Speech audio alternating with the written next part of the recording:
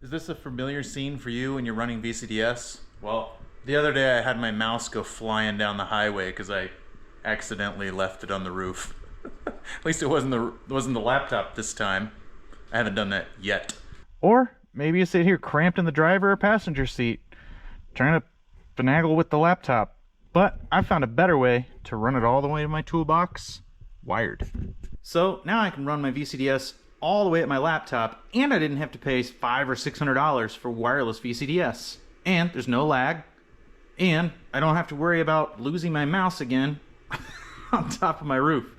So I bought a cheap 25-foot 3.0 USB cable, and then I've got some coax clamps, and I'll take you up and show you. So the cable just plugs in and then goes up, and then I have it come across my ceiling and go up, and then I have it come down and connect to my cable in my car, which is perfect because then I can still open the door, climb in and out, do what I need to do, but all the while my laptop is safe and sound over on my toolbox. Yeah, I know, my garage is a mess and I need to clean it. So it seems to function just as well as it did in the car. I don't notice any lag or any kind of problems with it. I'm super happy with this. I don't know why I didn't do it sooner. Like literally, we have two Volkswagens. We have a Tiguan and a Passat. I had a Jetta before this.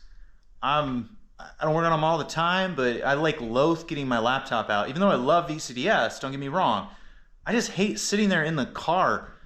Sometimes I was running it over to the tonneau cover on my truck, but then I gotta get something out so I don't scratch it.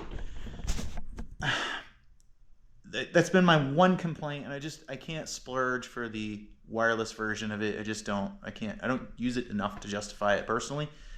It's absolutely worth it, no doubt. You got the cash for it or you got the need for it, go get it. But anyway, I just wanted to show you that this isn't a super long video. I mean, I think you can figure this out.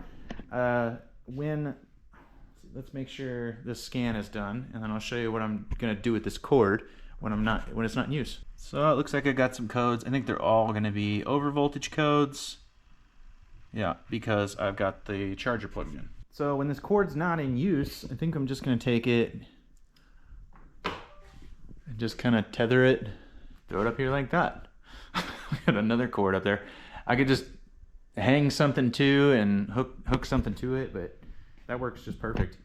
And then all I have to do is pull my cable out of the car, which is just slick as can be. So all I've done up here with the cable is just support it with a few of those. I got one there, I got another there, another there, another there, and then another before it comes down the wall. And then I just kind of have it all willy-nilly coming down the wall. Another little pro tip, I'm just gonna store my cord up above my toolbox on a little screw or a nail. So yeah, 2010 I think was when I bought my Jetta. So I've been using VCDS for that long, and I just thought of that last night. I'm like, man, well, this would have saved me so much frustration. And after that $40 mouse went flying down the road, oh man. So my wife called me and she's like, hey, was there something left on the roof? I was like, and it was like, it dawned on me, and I was like, oh, my mouse. I found it in multiple pieces. She hit about 45 miles an hour and it flew off the roof of her Tiguan. But it still works. It's my garage mouse now. Anyway, yeah, just wanted to share that. Just a quick tip. I'll have some more content coming from this. I just got done doing a fuel filter oil change. I've got to do the transmission fluid here. I've got a pump. So I got to do the DSG service with all that.